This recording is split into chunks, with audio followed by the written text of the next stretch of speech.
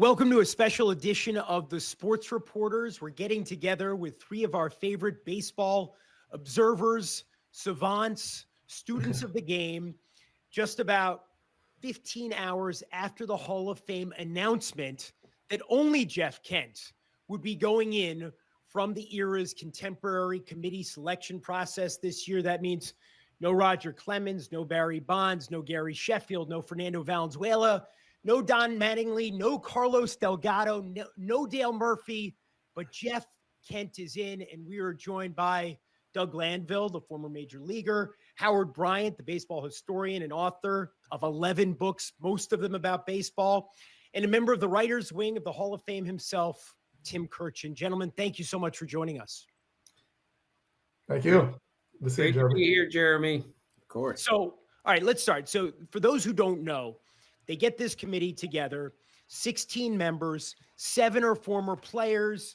You've got 2 owners. You got 4 executives. You got Steve Hurt, longtime Elias guy, historian, statistician. You've got our friends Jason Stark and Tyler Kepner. You needed 12 votes to get in of the 16, and the only one who passed the threshold was Jeff Kent. You also were supposed to, if you were on the committee, consider integrity, character, sportsmanship.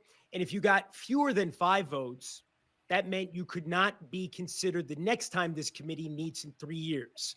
So that means Bonds, Clemens, Sheffield can't be on the ballot in 3 years. What was your reaction when you heard the news? Let's start with you, Doug, that it was just Jeff. Yeah, I mean, I was a little bit surprised because I felt like there's sometimes indications of the winds of change of, maybe Bonds, maybe Clemens kind of gets in. And part of that is a lot of the younger voters, you talk about the main body getting in, not so much the contemporary committee. They seem to be more open to, all right, well, it's a new generation. Let's flush it, start over and look at these numbers. But there was definitely a firewall in there to say, we're drawing the line here. And Jeff Kent has been always swirling around in terms of consideration and certainly has had a phenomenal career. But I thought there'd be a little bit more noise around Bonds and Clemens. Howard?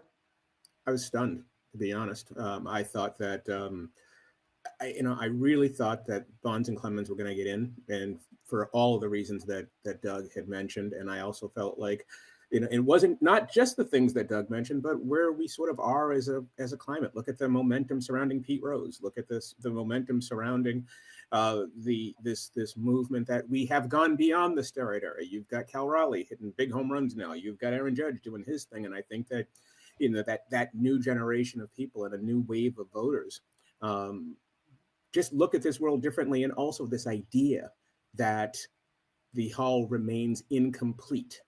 And so I was completely expecting Bonds and Clemens to get in yesterday. Jeremy, I was surprised also, but we should never be surprised by these committees. I've been on 4 of these committees, and twice after the election was done, I said, I can't believe that happened. And I was in the room for the negotiations.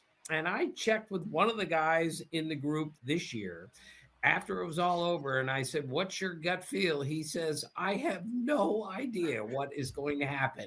And he was in the room for 3 hours. The point is, when you get 16 people together from different angles as writers, executives, former players, there's no telling what direction you might go. And I think the lesson that I know I've learned from being on these committees is that the former players are harder on the steroid guys than the writers were. Remember, the writers Clemens and Bonds got to 64% in their last year on the ballot with the writers. They haven't even come close in 2 years on these special committees, and now they're not going to get another shot for another 6 years. And if they don't get at least 5 votes in 6 years, they're not going to be on the ballot ever again. That's the lesson I think we're all learning here. Yeah, Although can I we throw should one say- quick thing out there too, jumping off of that, Tim, was that you're right. I remember talking to Joe Morgan, and he used to tell me when we was talking about Veterans Committee, he said a lot of guys are still just settling scores from when they were on the field. But the other thing is that Doug said, and I just said, new generation. But when you look at that group of voters, Tyler might be the youngest guy on there. It might still be the old generation doing the voting. Yeah, although we should say that on that form from the Hall of Fame, it says, look, this is the way it's configured now. You know, the guys who got fewer than 5, which is Valenzuela as well, can't be considered in 3 years. They can be considered again in 6 years, but they reserve the right to change everything again. You know, it might be an entirely different system next year.